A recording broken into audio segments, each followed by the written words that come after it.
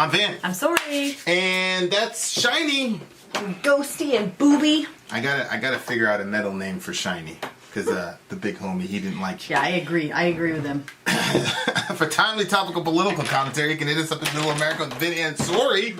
If you want to figure out why Vin is simultaneously the most compelling yet frustrating individual on the planet, and why I'm so hard to love, according to my dear friend Peter, check it out, Middle America with Vin and Sori. You will notice, dear listener, that most other reaction channels, much respect to them, go check them out. Like, share, and subscribe. Other channels, you will notice that they cut up songs every so often.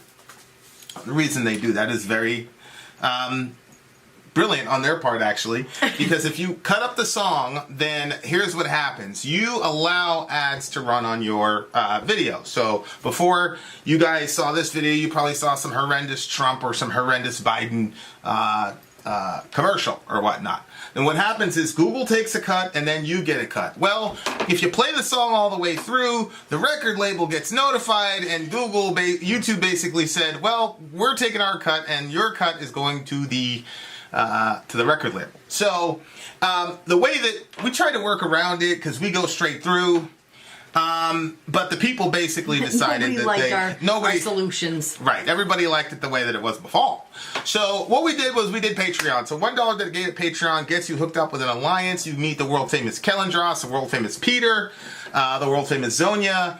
You get to pull your points together and all that jazz, and it's generally genre specific. We got a black metal, we've got an extreme metal group, and then what ends up happening after that is that you pull your points together and influence what songs that we do. Now, if you don't want to work in a team, or you're like, sorry, you're a filthy capitalist, you can take the 125 option, and once you do that, your song gets straight to that line. You don't have to work with your group or your teammates. That option is on Patreon, or you can go through PayPal and do it. Links are in the description of this video. Yeah. PayPal, Cash App, Venmo, all that stuff.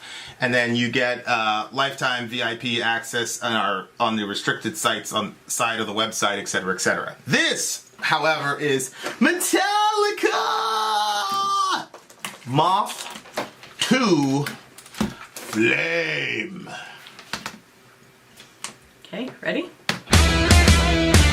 Moth into Flame.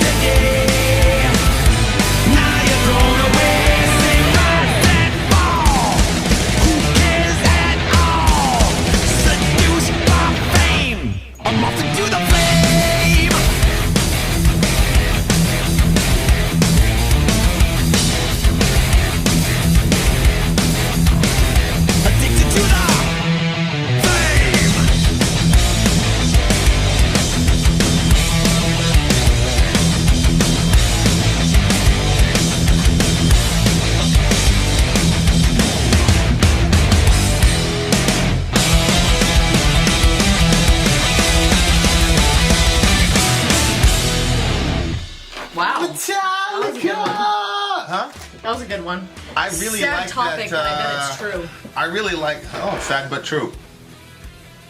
Sad topic, but I guess it's true. It was Metallica. That's your subconscious. That's your subconscious. This is a good one. This is. I would have liked the chorus to be like back to back at the end. Yeah. I'd like to hear that again because it was a cool melody. Soldier soul, build a higher wall. So I wish that would have happened. But in the middle a little bit, it sounded like the breakdown for Blackened, only sped up. Like, didn't this sound strangely familiar? Yeah, I don't know if we did this during the Rockathon or something like that, but Yeah, but it would be up still because I put out all of the videos. yeah, I don't know. But I thought. But the middle part sounded like Blackened. Oh, like I said, only sped up a tempo. So if you go back to the song, Yep. I'm trying to find it here. Were you gonna play part of it? Yeah, so I'm gonna play Blackened. So like the middle part of Blackened, and then I'm gonna try to find the middle part here. Better life. World training programs prepare our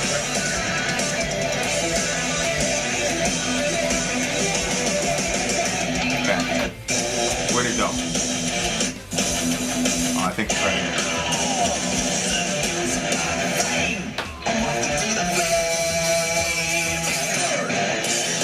Okay, watch. This sounds exactly like Blackened on the Justice record.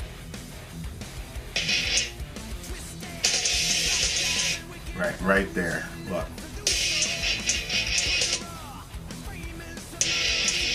No, vanilla. Alright, watch.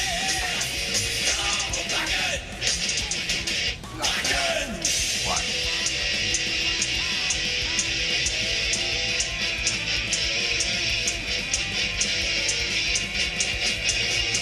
Alright. Okay, so watch this.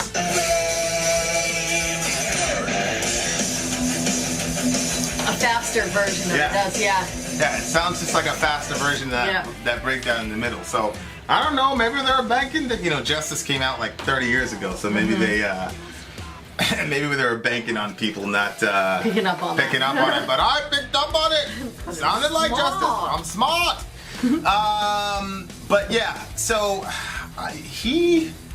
somebody told me that he wrote the song about Amy Winehouse because they were trying to get us to listen to it. Remember we were doing like Metallica once a week? Yes. Metallica Monday. Amy Winehouse, unfortunately, I think she OD'd. I think she's part of like that 27 club. All the rock stars keep dying at 27. And I think she was in that club. And so he was talking about how fame, because she was mega talented. That's she sad. was mega talented, and the fame basically, wore her down. But we were. So there's this movie we watched a couple nights ago that very disturbing to me. What was that? It was the David Lynch Mulholland Drive. And I'm not gonna like give away everything, every spoiler, but it was one of the themes of the movie was the struggle that the protagonist had with not being a famous actress and wanting to be a famous actress and not being able to, and then the downward spiral that happens when she tries to do that. And so there's just a lot of things that were going through my mind when You pass me a pillow beside you so I can pop it behind my back. poor thing. There are a lot of things that are going through my mind in the movie, but the biggest thing that was going through my mind was the whole Harvey Weinstein situation, which is the guy that started the whole Me Too thing because it came out that he was, getting these girls. Oh, I know. Yes. Yeah. Yeah. Yeah. For some reason I was thinking Epstein when you said that, and I'm like, what? Well, I'm sure there is some crossover there, but when I was watching Mulholland Drive and I saw how bright-eyed and bushy-tailed and naive and how hungry she was to get the parts and whatever, Yeah. I'm like, it really, that movie just disturbed me on a bunch of different levels because I'm like, there were probably bunches of girls that we've never heard about that didn't have the talent, but that he probably strung along so that he could, Absolutely. whatever, and Use them for his own end. it's just like, it's just sad. Yeah. That it's a sad thing where people have these hopes and dreams and then somebody is able to, angle that to their advantage and not really worry so much about the destruction that. Well, I think too that sometimes people they start out on a journey and there's always people that will discourage them and say, that's because to me, like going into the arts is always something that people say, well, you're not gonna be able to make money off that. That's not a really good career choice because Right. it's so few that can make it in there. Right. And so, like, if you've chosen that path and you've headed out on it, and then you get stuck in a situation where the only way to advance your career is to do what the person is telling you, and they've got you backed into a corner. Yeah. And so then the girl goes along with it because it's hard. To have to go back and face everybody and say, I didn't actually make it, even though maybe she did have the talent. It was just that some people become predators in situations where they have power over other people. And so, yeah, I agree.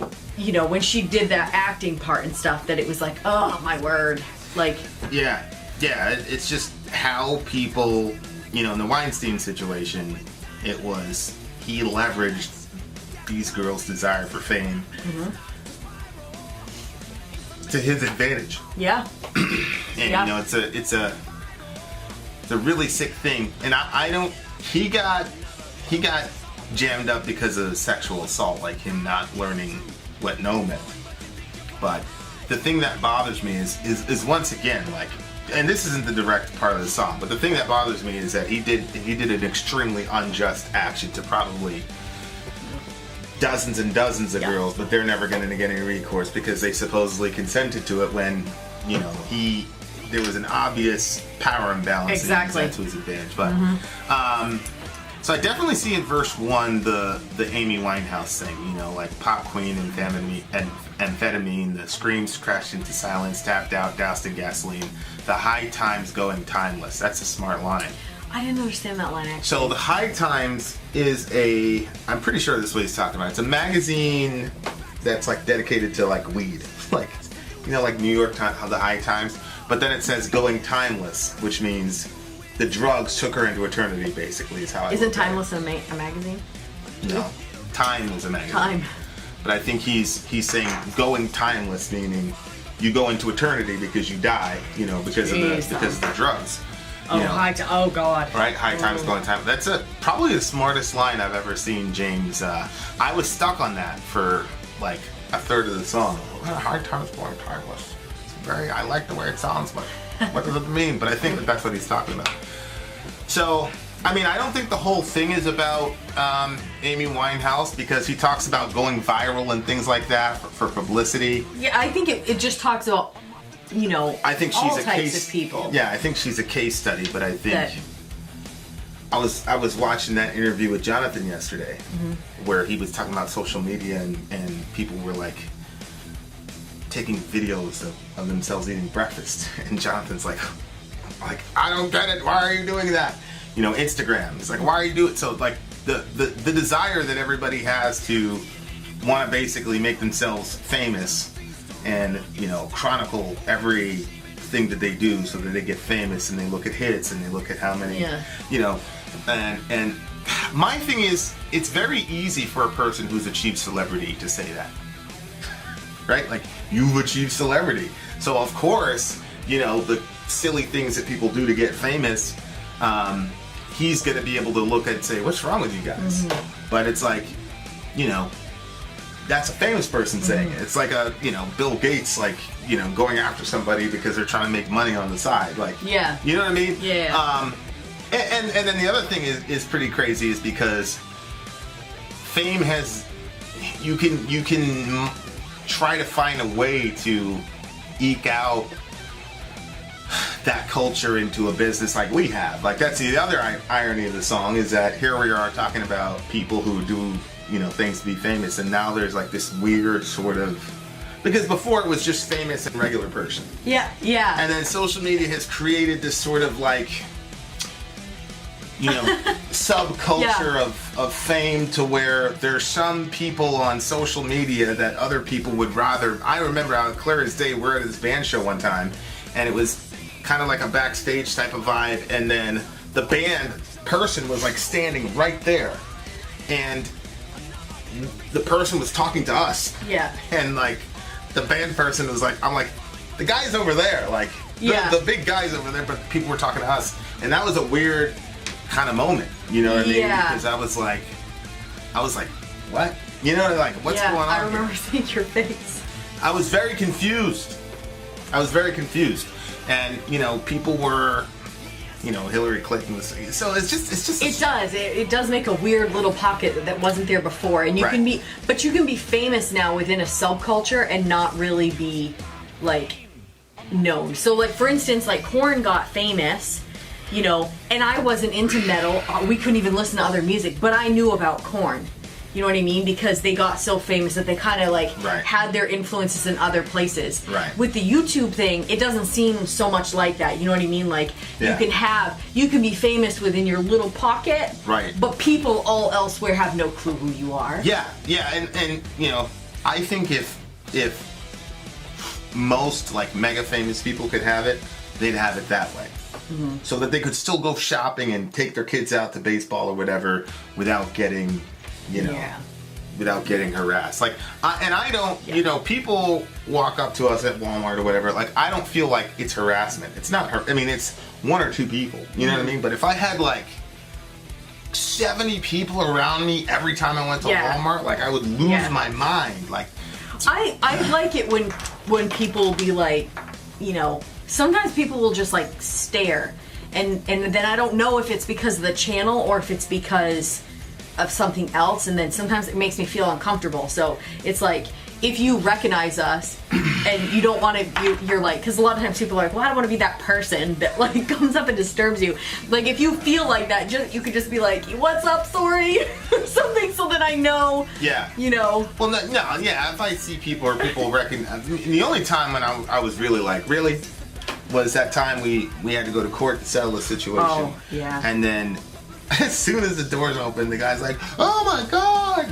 Yeah, but that actually helped me. I know it helped you, but to me, I was like, but every other time, like, I run into somebody, it's like, it's cool. It's like, it's just a friend, you know what I mean? Like, yeah. Because that's the other thing about us. It's like, we're talking about things, we're talking about life issues, and our friends are sharing with us back and forth. So then when you see him, it's not really like meeting a famous person, it's meeting, like, a friend. Mm. Like, musicians and actors are not, like, bearing their soul every day for 2 hours a day or whatever.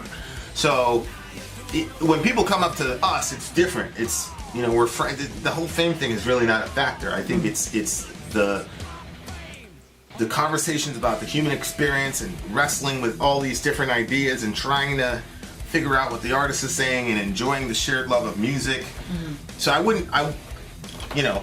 so what I'm saying is, if you see him in Walmart or something like that, say hi and let's chop it up, let's talk, so because I'm just as interested in what they have to say, but at the same time, like, there are people who, like, I kind of worry about it with one of our kids, right? Because absolutely, the first thing I thought of when he was talking about amphetamine and things like that is the little endorphin kick that people get when somebody likes their comment. Like, one of the kids is like very big on how many likes they got and all this, and I'm like,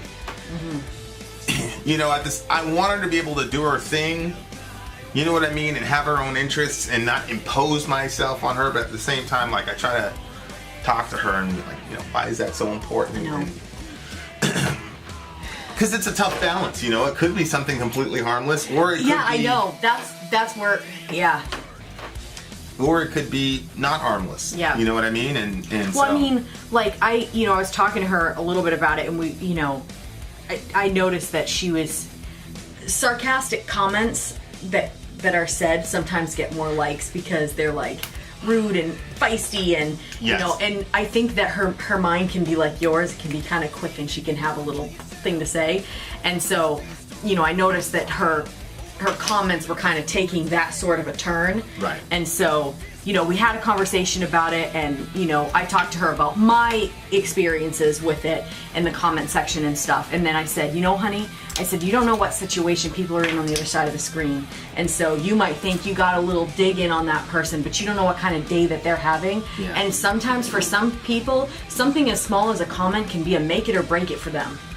And so then somebody had said something like really encouraging to her in the comment section, and she was so happy about it. Like, it made her feel so good. Like, yeah. And so I said, like, you want to be that person in the comment section, like, not that you can't disagree with people or, but don't intentionally be rude to people so that way you can get comments and stuff. And so she said that, she's been really working on, like, she saw it. It was, if our kids don't see it, they're not doing it. It doesn't matter what it is. Right. So she was like, she saw that, and then she had the encouraging thing happen to her, and so she was like, yes, like, that was so cool. Like, that person said that, I made their day, or it was something, I don't remember what it was. It was a cute little thing that wouldn't have meant anything to me, but was very important to her.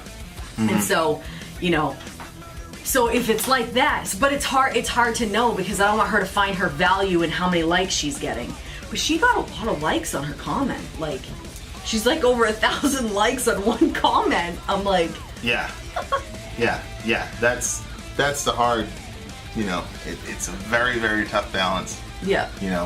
And it's not even like, she might be talking to some pedo or whatever. It's more of like, maybe it's worried internally why she needs that type of, validation, because I feel like we validate her a lot. But again, I might be reading a whole bunch into it, but it's definitely part of our culture now. And the kids cannot fathom a world without this stuff. My daughter was saying, like, what type of selfies did you take, and blah blah blah. It's like, I would never take with one of these, I guess.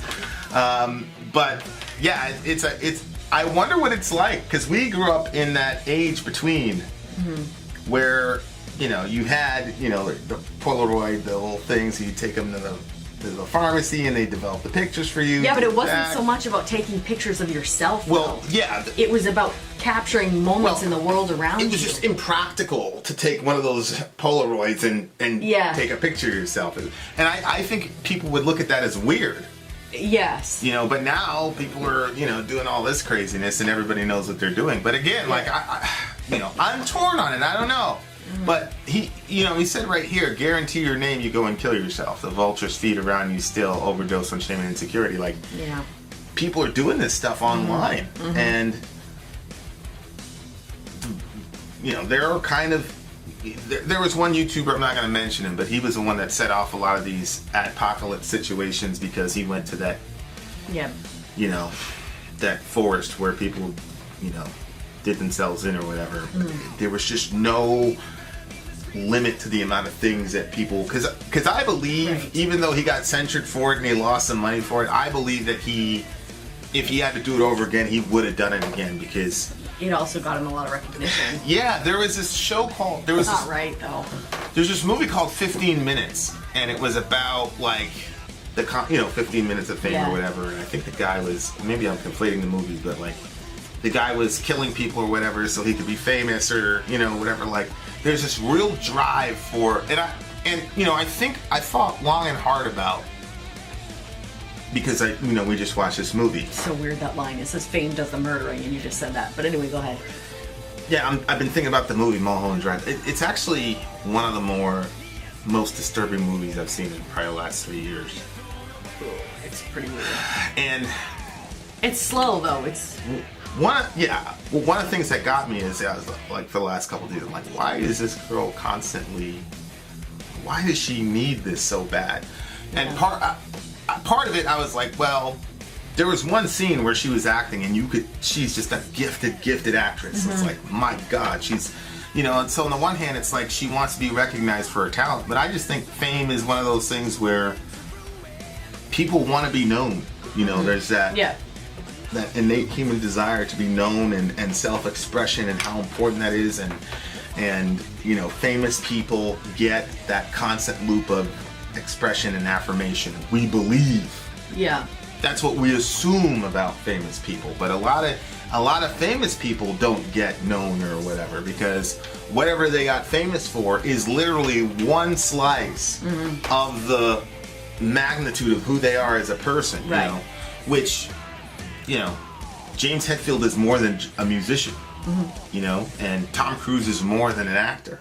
And they're more than just the art that they've put out. Right. As in, he's a more of a musician than that. Right. Right. So